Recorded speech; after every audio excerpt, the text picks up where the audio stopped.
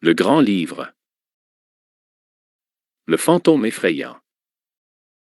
Il était une fois, dans un petit village au cœur de la forêt, un château mystérieux.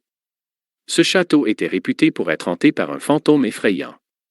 Les villageois racontaient des histoires effrayantes sur des bruits étranges et des lumières mystérieuses qui émanaient du château la nuit. Un jour, un courageux petit garçon nommé Pierre décida de découvrir la vérité sur ce fantôme. Armé d'une lampe de poche et de son courage, il entra dans le château. À l'intérieur, il entendit des chuchotements et des pas légers. Pierre suivit les bruits et arriva dans une grande salle où il trouva un petit fantôme triste.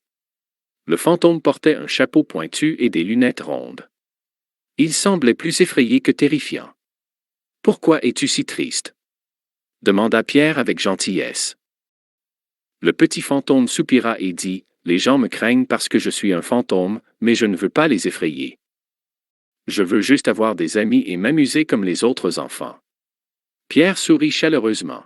« Ne t'inquiète pas, je ne te crains pas.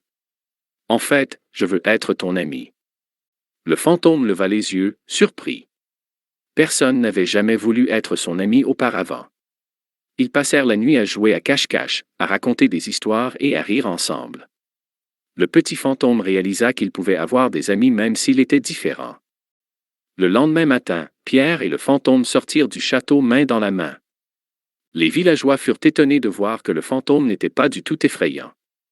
Au contraire, il était amical et joyeux. Dès lors, le petit fantôme effrayant n'était plus effrayant du tout. Il était devenu le fantôme le plus aimé du village, grâce à son nouvel ami Pierre. Et c'est ainsi que l'amitié de Pierre et du fantôme effrayant éclaira le village d'une lueur chaleureuse et joyeuse pour toujours. Fin.